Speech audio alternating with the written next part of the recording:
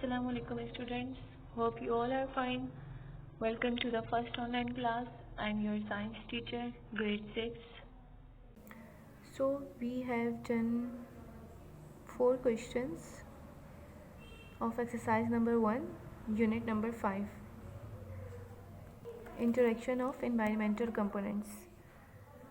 Now today we do the question number 5 of unit number 5, page number 51. Differentiate between the physical factors of deserts and rainforests. Rainforests और deserts इन दोनों के हमने physical factors के differences बताने हैं. Okay? So the answer is physical factors of deserts and rainforests. Number 1, temperature is too high during cold at night. Temperature is high all the times. Number 2, low rainfall, high rainfall. Number 3, water is present in a very limited amount. Water is present in large amount.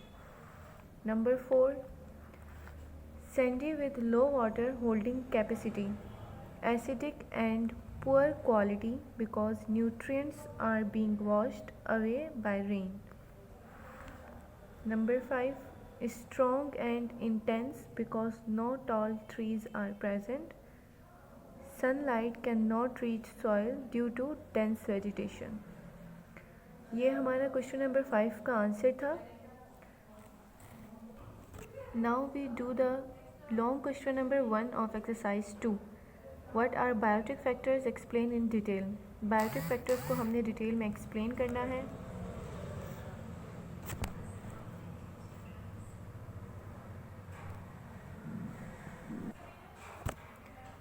पहले हम biotic components को define करेंगे. Biotic components, all living organisms such as humans, plants and animals and microorganisms are biotic components. Means वो living things जो कि जितने भी living things हैं वो हमारे biotic components हैं, like humans, plants and animals. ये हमारे living things में आते हैं तो ये हमारे biotic components हैं. There are the following biotic factors: producers, consumers, decomposers. Producers, those living things who have the ability to make their own food, like plants. They use abiotic components of the environment to prepare their food. Producers वो living things हैं जो अपना food खुद ready करते हैं abiotic components के ज़रिए, like plants. Plants अपना food खुद ready करते हैं. Number 2 is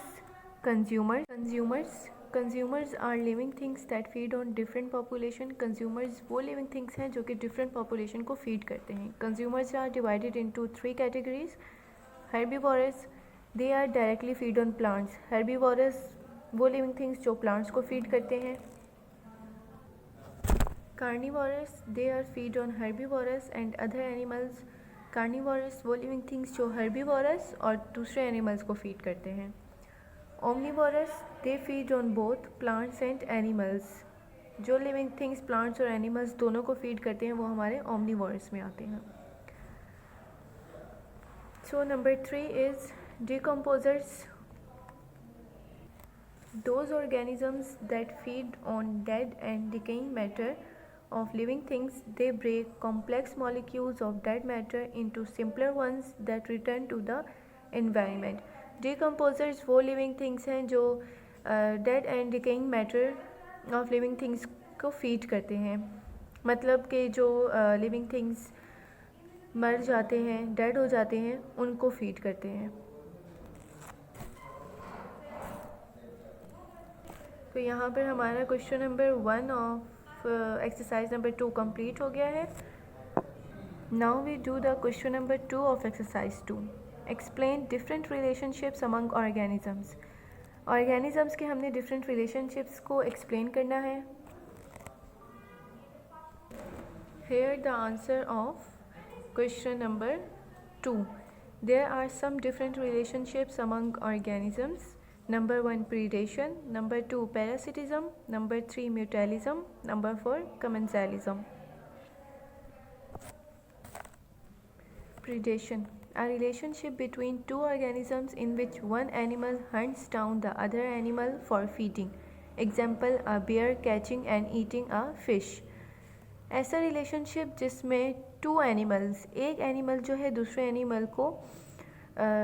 एनिमल का प्रे करता है बिकॉज ऑफ फीडिंग, जैसे कि bear catching and eating a fish. Bear जो है वो फ़िश को पहले कैच करता है और फिर उसी को खा जाता है, ईट करता है, तो ये हमारा प्रीडेशन में आएगा। Number 2 is parasitism.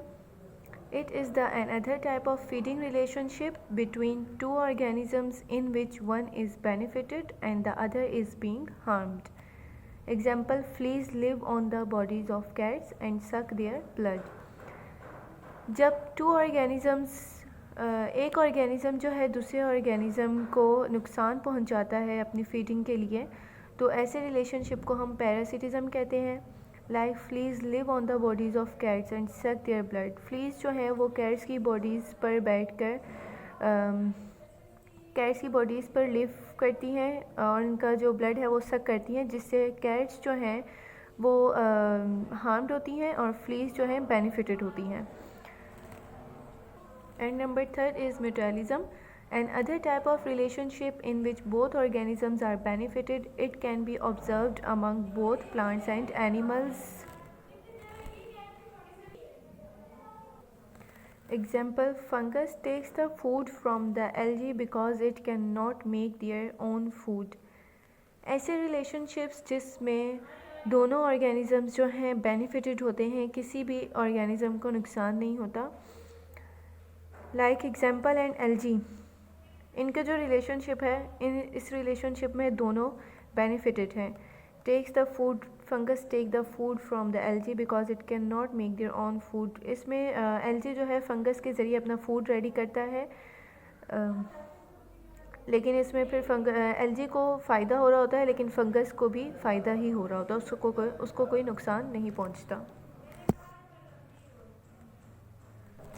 Commensalism, in this relationship of two organisms in which one gets benefits and the other derives neither benefit nor harm. Example, spiders build their web on trees. In this relationship, tree provides the habitat to the spider, but in return the tree is neither benefited nor harmed. इसमें जो है हमारे पास commensalism ऐसा relationship है जिसमें एक organism जो feeding कर रहा होता है उसको तो फ़ायदा होता है, वो बेनिफिटेड होता है, लेकिन जो दूसरा फीड करवा रहा होता है वो हमारे पास ना उसको कोई बेनिफिट होता है ना वो हार्म होता है। लाइक स्पाइडर जब अपना वेब बिल्ड करता है ट्री पे, तो इससे स्पाइडर को फ़ायदा होता है क्योंकि वो अपना हैबिटेट रेडी कर रहा होता है ट्रीज़ पर। लेकिन जो ट्री है उसको स्पाइडर के वेब से ना तो कोई नुकसान हो रहा होता है ना कोई फ़ायदा हो रहा होता है। तो ये हमारा question number 2 of exercise number 2 भी कंप्लीट हो गया है। I hope you all are understand. Thank you so much. अल्लाह हाफिज़।